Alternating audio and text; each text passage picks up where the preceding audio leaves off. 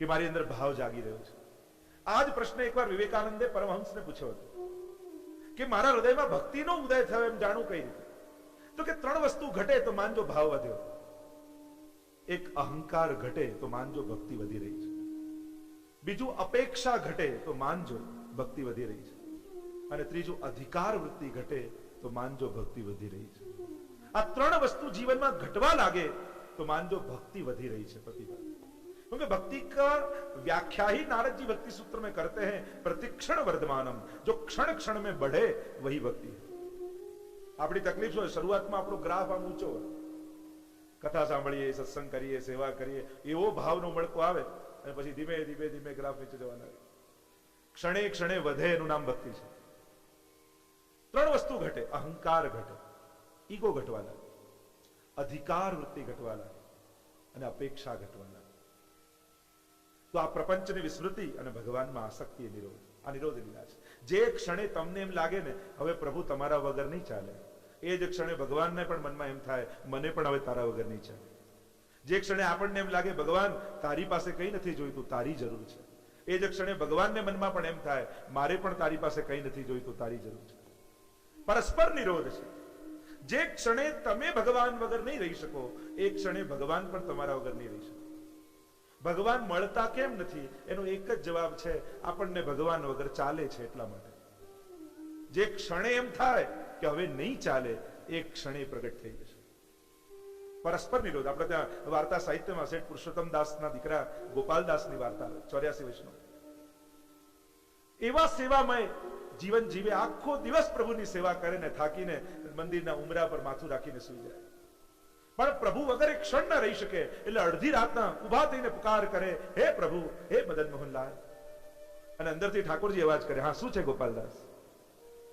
આ ગોપાલદાસ કે પ્રભુ મને તો બોલવાની આદત પડી ગઈ છે, આપ અડધી રાતના કેમ જાગો છો? ત્યારે ઠાકોરજી કે મને પણ જવાબ આપવાની આદત પડી ગઈ છે. તને જેમ મારા વગર નથી ચાલતું એમ મને પણ તારા વગર નથી ચાલતું. ભગવાનમાં પણ તાકાત નથી કે ભક્તના હૃદયમાંથી ભાગી શકે. સુરદાસજીનો પ્રસંગ આવે છે ને કે પેલું અડધી રાતના સત્સંગમાંથી જતા હતા અને ખુલ્લો કૂવો ત્યાં સામે હતો અને એ તરફ જઈ રહ્યા હતા, પડવાની તૈયારી 5 ડગલા દૂર છે અને શ્રીનાથજી બાબાને થયું કે મારા ભક્તનું પતન હું કેમ થવા દઉં. દોડતા આવ્યા અને સુરદાસની લાકડી પકડી લીધી, રસ્તો વાળી દીધો. હવે આગળનો છેડો સુરદાસજી પકડ્યો, એક છેડો સુરદાસજી, આગળનો છેડો ઠાકોરજી. સુરદાસજીને થયું કે અડધી રાતના પ્રભુ સિવાય બીજું કોઈ ન હોય, આજે મોકો મળ્યો છે, લાવ પ્રભુનો હાથ પકડી લો. એટલે લાકડીમાં ધીમે ધીમે ધીમે ધીમે હાથ આગળ વધારતા જ્યાં પ્રભુનો હાથ પકડ્યો અને પ્રભુ હાથ છોડાવીને ભાગે. અને સુરદાસજીએ કહ્યું, ભૈયા છુડાએ જાત હો નિર્બલ જાની મોહે, અગર હૃદય છુડા કે ભાગ શકો તો મરદ બખાવું તો. તમે સાચા મરદ હો ને તો મારા હૃદયમાંથી ભાગીને બતાવો. પણ પ્રભુમાં એ તાકાત નથી કે ભક્તના હૃદયમાંથી ભાગી શકે. આ નિરોધ લીલા છે. અહીંયા ભગવાન સર્વ ભક્તોને પ્રપંચની સંસારની વિસ્મૃતિ કરાવશે, સ્વયંમાં આસક્તિ કરાવશે. નંદ મહોત્સવનો કાલે જે આપણે આનંદ લીધો, ઘણા લોકો કે આ નંદ મહોત્સવમાં ઉછાળો છો કેમ, હાથમાં આપતા હો? કારણ કે આ અવતાર જ કૃપા લૂંટાવનારો છે, વાંટનારો નથી.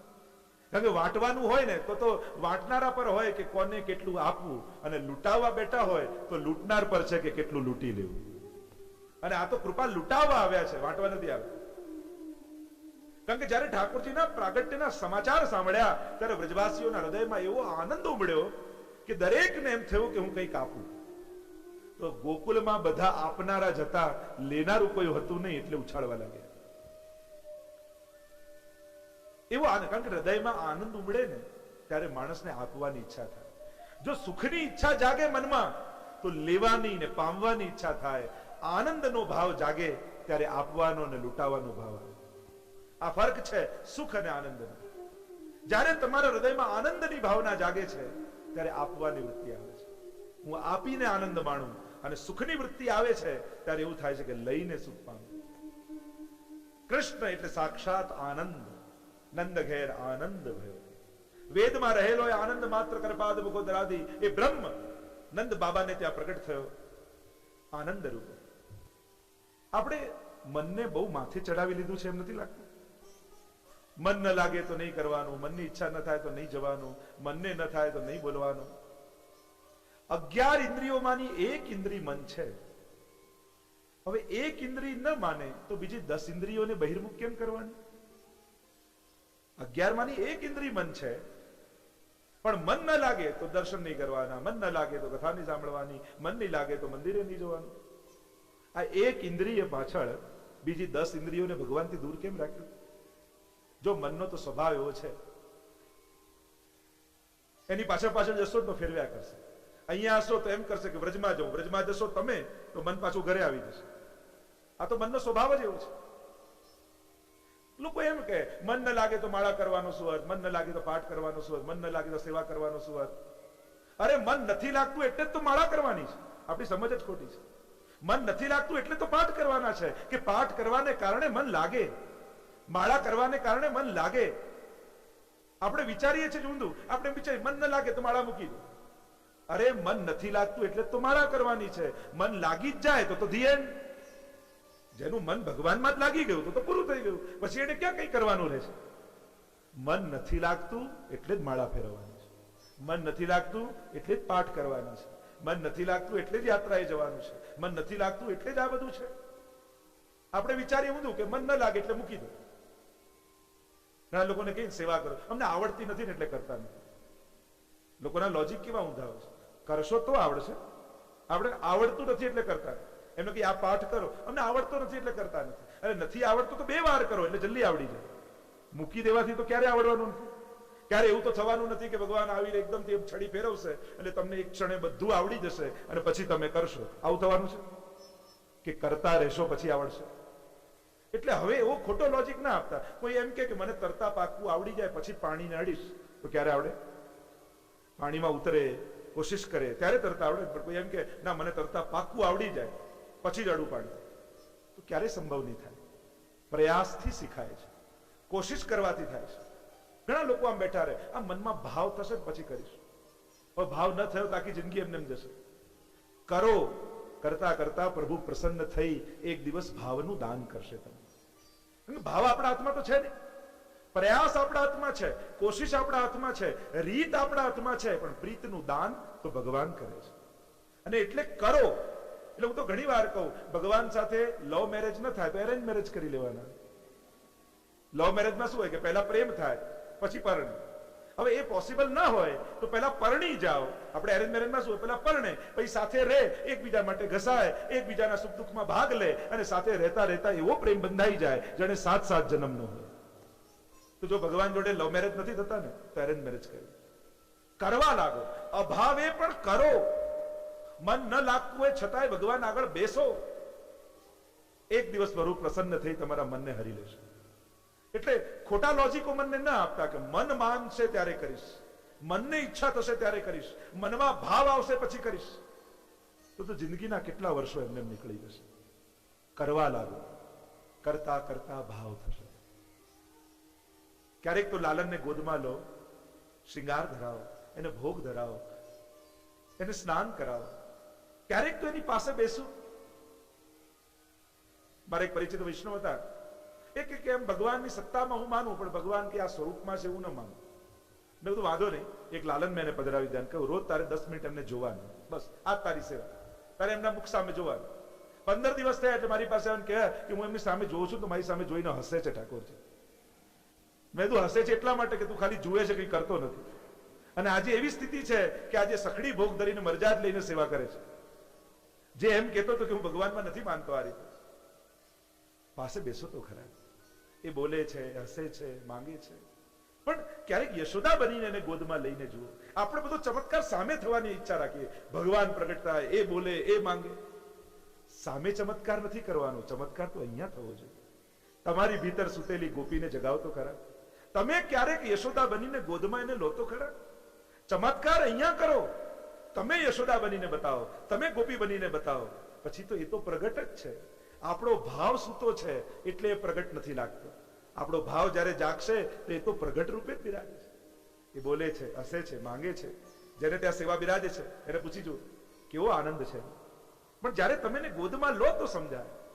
જેમ કોઈ બાનો પૌત્રો હોય, હજી માંડ 1-2 મહિનાનો થયો ને ખોળામાં રમાડતા હોય અને પાડોશણ આવીને બેસે એટલે બા શું કે આ એવો વાતોડિયો છે, આખો દિવસ આને બોલનારું જોઈએ, કોઈ આખો દિવસ વાતો કરવા દે. એટલે પાડોશણને થાય કે હજી મહિનાનો છે ને વાતો કરે છે. આવું કોઈ પોસિબલ હોતું હશે? પણ બા બનીને ખોળામાં લો ને તો સમજાય, પાડોશણ બનીને લો તો ન સમજાય. એમ આ લાલનને યશોદા બનીને ખોળામાં લો તો સમજાશે, એ બોલે છે, હસે છે, માંગે છે, પણ પાડોશન બનીને લો તો ન સમજાય. તમે કયા ભાવથી એને ગોદમાં લો છો, ચમત્કાર અહીંયા કરો. આપણે તો સામે જ રાહ જોતા, આ ક્યારે બોલે, ક્યારે આમ મ્યુઝિક વાગે, ધુમાડો નીકળે, લાઈટ નીકળે, અને પછી એમ લાગે કે ભગવાન ના આયા. અરે અહીંયા ચમત્કાર કરો, તમારું હૃદય ભીંજવો અને પછી એને ખોળામાં લો. કેવો આનંદ છે એ તમને ત્યારે સમજાશે. કોશિશ તો કરી જુઓ. ઘણા લોકો તો એવા હળગાય, આપણને આ બધું ના ફાવે, તો ના ફાવે તો કર, તો ફાવી જશે. કરશો તો ફાવશે. પ્રયાસ કરો, કોશિશ કરો, ગોદમાં લો તો ભાવ થશે. દૂર દૂર રહેશો ને તો ક્યારે ભાવ નહીં આવે, એની સાથે રહે. તો મનના ભરોસે જીવનને છોડો નહીં. મન તો દોડાવ્યા જ કરશે, દોડાવ્યા જ કરશે, નચાવ્યા કરશે. પકડી રાખ. આ મન તો એવું છે કે ક્યારેય કોઈના હાથમાં આવ્યું નથી કે આપણા હાથમાં આવી જાય. બેસો પ્રભુ આવે. પ્રભુનું નામ મનોહર છે, એ મનને હરનારો છે.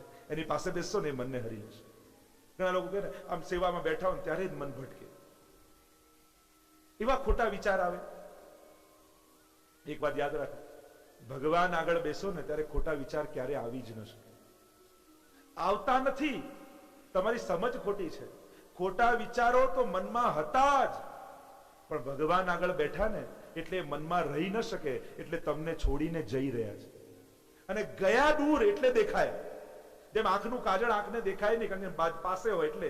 જ્યારે આંગળીમાં લઈને આમ દૂર કરો તો કાજળ દેખાય, એમ મનમાં આ બધા ખોટા વિચારો હતા, પણ ભગવાન આગળ બેઠા ને એટલે મનમાં રહી ન શક્યા. તમને છોડીને દૂર ગયા એટલે તમને દેખાય. તમને એમ લાગ્યું કે આયા નથી, ગયા. એટલે હંમેશા એમ વિચારું, આ વિચારે ગયો, આ વિચારે ગયો, આ વિચારે ગયો. આમ 5 વાર કરશો તો મન ઠાકોરજીમાં લાગી જશે. એટલે એમ નહીં વિચારવાનું કે આયા, એમ વિચારવાનું કે ગયા. આ ગયો, હાસ, આ વિચાર પણ ગયો, હાસ, આ વિચાર પણ ગયો. આમ 5 વાર કરશો એટલે મન ઠાકોરજીમાં આવી જશે. દિવસમાં ક્યારે તમને એવું લાગે કે તમારું મન ભટકે છે? સેવા ભગવાન આગળ બેઠો ત્યારે તમને યાદ આવે ને, જો આ સૌથી પહેલી કૃપા ઠાકોરજીની કે પ્રભુ આગળ બેઠા તો એ સમજ આવી કે મારું મન તો ભટકી રહ્યું છે. નહીં તો 24 કલાકમાં ક્યારેય આપણને લાગતું નથી કે મન ભટકે. પ્રભુ આગળ બેઠા તો કૃપા થઈ, સમજ આવી મારું મન તો ભટકી રહ્યું છે. સેવામાં બેઠા હોય ત્યારે એમ વિચારવું કે ઠાકોરજી મને તાગીને જોઈ રહ્યા છે, મન ક્યાંય નહીં જાય, એ મને જો. અહીંયા કોઈ બેઠા હોય, તમને કોઈ ધારી જોતું હોય, ભલે બધે બીજે જોવાની કોશિશ કરો, પણ મન ત્યાં જ જાય કે આ જુએ છે. એમ સેવામાં બેઠા હોય ત્યારે ઠાકોરજી માટે એવો જ ભાવ રાખો, મને તાકીને જોઈ રહ્યા છે. તમારું મન ક્યાંય જશે જ નહીં, ફરીને એનામાં આવી જશે. તો મનના ભરોસે જયારે પણ દેહને છોડો છો ત્યારે ભટકાવે છે, કંઈક ઉત્પાત કરે છે. ગોપોના ભરોસે ગોકુલને મૂકીને ગયા, ત્યાં કંસને મળ્યા, વસુદેવજીને મળ્યા. વસુદેવજીએ નંદ બાબાને કહ્યું, મને મનમાં ભય છે, કંઈક ગોકુલમાં ઉત્પાત થશે, તમે પાછા જાઓ. અને અહીંયા કંસે મોકલેલી પૂતનાએ પ્રવેશ કર્યો છે. કંસે મોકલેલી ઘોરા બાલઘાતીની કોણ છે? પૂતના. પૂતાન નયતી પૂતના. તમારા જે સદવિચારોને લઈ જાય ને એ પૂતના છે. જો આપણે ત્યાં બે આ વ્યક્તિત્વ બહુ પ્રસિદ્ધ છે, એક ભાગવતની પૂતના અને બીજી રામાયણની મંથરા. જે તમારો સારો સંકલ્પ લઈ જાય, તમારો વિચાર ડગાવી જાય, તમારો શુભ સંકલ્પ જે ડગાવી જાય એ પૂતના છે. અને મનમાં જે ખોટો વિચાર મૂકી જાય એ મંથરા છે. કંઈક સારું નક્કી કર્યું કે હવે સેવા કરવી છે, હવે આમ કરવું છે, હવે પાઠ કરવા, એટલામાં કોઈ બેન મળે, અરે આટલી નાની ઉંમરમાં સેવા પધરાવાતી હશે, સાચવી નહીં શકે, આમ નહીં થાય, પેલું નહીં થાય, અને મનના સારા સંકલ્પને દગાવી જાય એ પૂતના વૃત્તિ. જો આ વ્યક્તિઓના નામ નથી, આ વૃત્તિઓના નામ છે. ભક્તિ કરવા માટે કોઈને પ્રોત્સાહન આપવું, ડરાવવું નહીં. બધાને સચવાયું છે તો તમારું કેમ નહીં સચવાય? બધા આટલા લોકો કરી શકે છે તો તમે કેમ નહીં કરી શકો? ભય જશે ને તો જ આનંદ પામી શકશો. સદવિચારને જે લઈ જાય, કોઈ સંકલ્પ કર્યો હોય, આમ કરીશ, શુભ સંકલ્પ કરીશ, કોઈને મદદ કરીશ, ભગવત સેવા કરીશ, ભગવત કથા કરીશ, અને ખોટા લોજિક આપી જે તમારા મનના સંકલ્પોને ડગાવી જાય એ પૂતના વૃત્તિ છે. કોઈના સારા સંકલ્પોને ડગાવતા નહીં, અને જે ખોટો વિચાર મનમાં મૂકી જાય મંથરા વૃત્તિ છે. પૂતના અવિદ્યા રૂપ છે મહાપ્રભુજી કહે છે. અને અવિદ્યા 5 પર્વ વાળી છે: દેહાધ્યાસ, પ્રાણાધ્યાસ, ઇન્દ્રિયાધ્યાસ, અંતઃકરણાધ્યાસ અને સ્વરૂપ વિસ્મૃતિ. એમ મહાપ્રભુજી સુબોધનીજીમાં સમજાવે છે.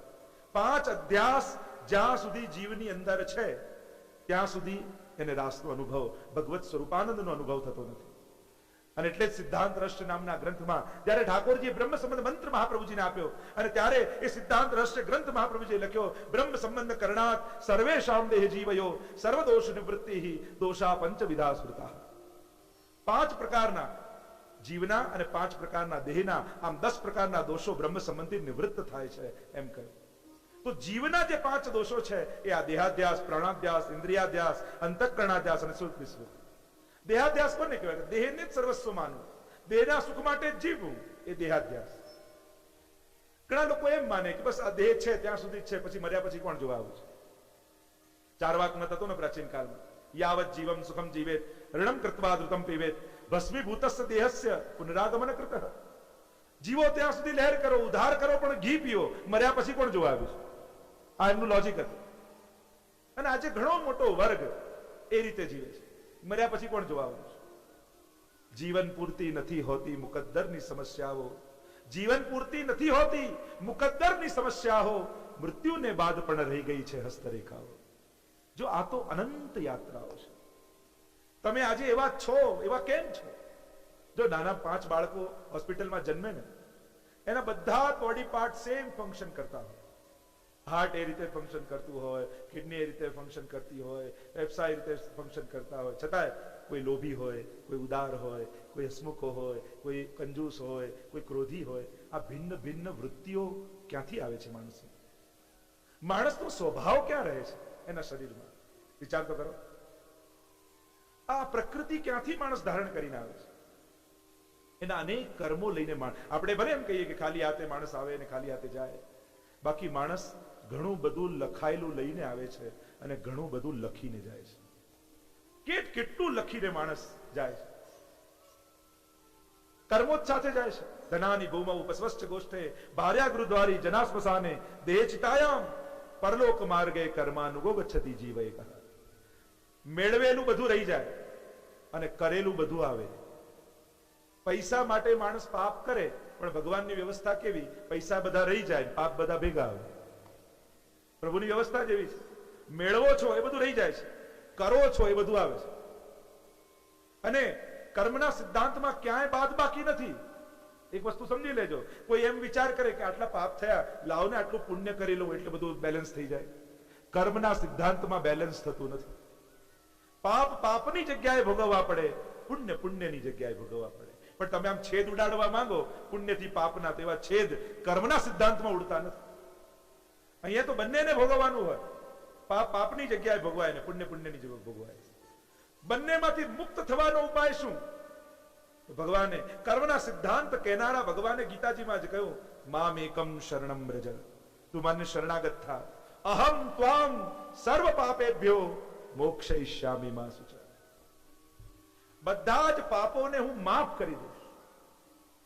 શરણાગતિ જ એકમાત્ર ઉપાય છે. અને એટલે જ આપણે ત્યાં બ્રહ્મ સંબંધ દ્વારા શરણાગતિ કરાય. એ શરણાગતિની વિધિ છે એકમાત્ર, જેમાં બોલવામાં આવે કે આજ સુધી જે કંઈ પણ મેં મારું માન્યું છે એ આત્મા સહિત પ્રભુ આપને સમર્પિત થાઉં છું, હું આપનો છું. સંકલ્પ કરે છે જીવ, અને શરણાગતિ દ્વારા જ જીવ કર્મના બંધનોમાંથી મુક્ત થઈ શકે. કારણ કે ભગવાન જે કર્મના બંધનોની વાત કરે છે, એ ભગવાન પોતે ક્યારેય કોઈને કર્મના ફળ આપતા નથી. ભગવાને કોઈને કર્મના ફળ આપ્યા નથી. ક્યાંય તમે સાંભળ્યું કે ભગવાને શિશુપાલને માર્યો અને એને નરકમાં નાખ્યો? રામે રાવણને માર્યો, રાવણને નરકમાં નાખ્યો? કૃષ્ણએ કંસને માર્યો અને કંસને નરકમાં નાખ્યો? આપણે તો એક જ વાત સાંભળીએ, રામે રાવણનો ઉદ્ધાર કર્યો. ભગવાન કર્મના ફળ આપતું નથી, એ તો સર્વમાંથી જીવને મુક્ત કરે છે. અને એટલે ભગવાન જલ્દી કોઈને સ્વર્ગ નરક આપતા નથી. પ્રભુએ કોઈને નરકમાં નાખ્યા હોય કે ભગવાને કોઈને સ્વર્ગમાં નાખ્યા હોય એવી કથા જલ્દી નહીં મળે. ભગવાન તો ઉદ્ધાર કરે છે, કર્મમાંથી જીવને છોડાવે છે. દેહાધ્યાસ, બીજું છે પ્રાણાધ્યાસ. યોગીને પ્રાણાધ્યાસ હોય, એને એમ થાય કે પ્રાણ છે એ જ બધું છે, પણ એ ભૂલી જાય કે બાળક જન્મે ત્યારે એને શ્વાસ લેતા કોણ શીખવાડે છે, કોણ ચલાવે છે. આપણે તો 10 પ્રાણાયામ કરીએ થાકી જઈએ, પણ જન્મ્યા ત્યારથી શ્વાસો લઈ રહ્યા છે, થાક લાગતો નથી. આ જીવી આપણે રહ્યા છે કે જીવાઈ રહ્યું છે? શ્વાસ આપણે લઈ રહ્યા છે કે લેવાઈ રહી છે, ચલાવનારા પરમાત્મા છે. ત્રીજું છે ઇન્દ્રિયાધ્યાસ, ઇન્દ્રિયોના સુખ માટે જીવવું. ચોથું અંતઃકરણાધ્યાસ, મન બુદ્ધિ ચિત્ત અને અહંકાર, આ ચાર વસ્તુને અંતઃકરણ કહેવાય, એનો અધ્યાસ. અને પાંચમો છે સ્વરૂપ વિસ્મૃતિ. હું કોણ છું, ક્યાંથી આવ્યો છું અને મારે શું કરવાનું છે. આ ત્રણના જવાબ માણસે ગોતવાના હોય છે. હું કોણ, આપણે તો આપણો પરિચય, દુનિયાએ આપેલા નામ, આપણે મેળવેલા પદ, આપણે કેળવેલા સંબંધોથી આપણો પરિચય આપતા હોય છે. એકવાર રામકૃષ્ણ પરમહંસ પાસે ગામનો નગર શેઠ આવ્યો અને કહેવા લાગ્યો કે મેં સાંભળ્યું છે કે તમને માતાજીનો સાક્ષાત્કાર છે. એટલો બધો અહંકાર એના મનમાં એ શેઠના, અને કહ્યું કે એમ કરજો ને, કાલે એમને મારી પાસે મોકલી દેજો ને માતાજીને, મારે એમના દર્શન કરવા છે. પરમહંસને થયું કે આના મનમાં અહંકાર છે. કહ્યું કે ઠીક છે, હું મોકલી દઈશ, મને તારું એડ્રેસ આપ તો મોકલી દઉં. એણે એના ઘરનું એડ્રેસ લખી આપ્યું. પરમહંસે કહ્યું, આ તો તારા ઘરનું એડ્રેસ છે, મને તારું એડ્રેસ આપ તો મોકલી દઉં. એને ઓફિસનું એડ્રેસ લખી આપ્યું. તો આ તો તારી ઓફિસનું એડ્રેસ છે, મને તારું એડ્રેસ લખી આપતો હમણાં મોકલી દઉં. એને એના ફેક્ટરીનું એડ્રેસ લખી આપ્યું. આ તો તારી ફેક્ટરીનું એડ્રેસ છે, મને તારું એડ્રેસ લખી આપ તો મોકલી દઉં. પેલો ચૂપ થઈ ગયો. અને ત્યારે પરમહંસે કહ્યું, પહેલા તું તારું એડ્રેસ ગોત, મળી જશે ને પછી મારે મોકલવા નહીં પડે, એ તને ત્યાં જ મળી જશે. આ સ્વરૂપ જ્ઞાન, કોણ છું હું, મારું શું કર્તવ્ય છે, આનું જયારે જ્ઞાન થાય તો આનું અજ્ઞાન એ સ્વરૂપ અજ્ઞાન કહેવાય. તો આ પાંચ અધ્યાસ, આ જુદા જુદા અસુરો આવશે ને, ધેનુકાસુર, કાલિયનાગ, આ બધા જુદા જુદા અધ્યાસના પ્રતીક રૂપે છે, અધ્યાસ રૂપ છે વ્રજવાસીઓને. અને ભગવાન એક એક અસુરોને મારી વ્રજવાસીઓના પાંચે અધ્યાસોને દૂર કરશે અને રાસમાં એમનો સ્વીકાર કરશે. પૂતના આવી છે, અવિદ્યારૂપ છે. જ્યાં નંદાલયમાં સુંદરીનું રૂપ લઈને આવી, સ્તન પર વિષ લગાવીને આવી, જેટલા નવજાત બાળકો હતા એમને પયપાન સ્તનપાન કરાવી, વિષપાન કરાવીને પ્રાણોનું કર્ષણ કર્યું. અને વ્રજવાસીના બાળકોને મારતી મારતી પૂતના નંદાલયમાં આવી. યશોદાજીની ગોદમાં લાલન છે. જ્યાં પૂતનાએ પ્રવેશ કર્યો, ભગવાને આંખો બંધ કરી લીધા. આચાર્ય અર્થ બતાવે, ભગવાને નેત્રો દ્રષ્ટિ કેમ આપી? જો ભગવાન જલ્દી કોઈને નજર આપતા નથી, દ્રષ્ટિ આપતા નથી, પ્રભુએ નેત્રો બંધ કરી દીધા. એક કારણે બતાવ્યું કે અવિદ્યારૂપ છે પૂતના, અને ભગવાનની દ્રષ્ટિમાં જ્ઞાન છે, અને જો જ્ઞાન અવિદ્યા ઉપર પડે તો અવિદ્યાનો ત્યાં જ નાશ થઈ જાય, તો પૂતના વધની લીલા ન થાય. બીજો એક કારણ એમ બતાવ્યું કે પ્રભુ એમ વિચાર કરે કે આ તો વિષ લગાવીને આવી, મારું કામ તો માખણ મિશ્રી ખાવાનું અને વિષપાન કરવાનું કામ તો મહાદેવજીનું છે, એટલે મહાદેવજીને યાદ કરીને કે તમે આવો ને પીઓ. એક કારણ એ બતાવ્યું કે આ તો પુષ્ટિ લીલા છે, કૃપા કરવાની લીલા છે. પયપાન કરાવવું એ ગુણ છે, વિષ લગાવવું એ દોષ છે. મારે જીવના દોષ જોવા નથી, ગુણોનું ગ્રહણ કર્યું છે. એક કારણ એ બતાવ્યું કે ભગવાન આંખો બંધ કરીને વિચાર કરે કે મારી માં કેટલી, દેવકી માં, યશોદા માં, રોહિણી માં, અને શું આ ચોથી માં છે, તો મારે આને ગતિ કઈ આપવી? જો આ કૃપાલુતા ભગવાન. વિષપાન કરાવવા આવી, ભગવાન એને પણ માની ગતિ આપે છે. તો જે વૈષ્ણવ રોજ લાલનને સવારે જગાડી અને કટોરી ભાવથી દૂધની ધરે, ભગવાન એને કઈ ગતિ નહીં આપે? વિચાર તો કરો. જે કેવલ વિષ લગાવીને વિષપાન કરાવે એને ધાતૃચિતામ તતોન્યમ, જેને માતાની ગતિ આપે છે ભગવાન, તો જે ભાવથી ભોગ ધરે એને તો પ્રભુ પરમ ગતિનું દાન કરે છે. બાજુમાં આવીને બેસી ગઈ પૂતના, વાતો કરવા લાગી યશોદાજી સાથે, અને એવી ઘુલી મળી ગઈ ને યશોદાજીને થયું કે આ તો કોઈ નગરની રાણી લાગે છે, સુંદરીનું રૂપ લઈને આવી. ઘરકારે યાદ આવ્યું યશોદાજીને, લાલનને લીધા ને પૂતનાને ખોળામાં આપ્યા ને કહ્યું થોડી વાર સાચવો, હું ગૃહકાર્ય કરીને આવું છું. પૂતનાને જે મોકો જોઈતો હતો મળી ગયો, અને જ્યાં યશોદાજી ગયા સ્તનપાન કરાવવા લાગી, વિષપાન કરાવવા લાગી, અને ભગવાને પ્રાણોના કર્ષણ કરી લીધા. સા મુંચ મુંચ મિતિ પ્રભાષણી, છોડ છોડ કરીને અવાજ કર્યો પૂતના, વિકરાળ રૂપ મૂળ રૂપ ધારણ કરી અને પૂતના પડી, ભગવાને પ્રાણોના કર્ષણ કરી લીધા. 6 કોષ લાંબી થઈને પડી. અવિદ્યા 6 ઉપર જ કામ કરે, 5 જ્ઞાનેન્દ્રિય અને 6ઠું મન.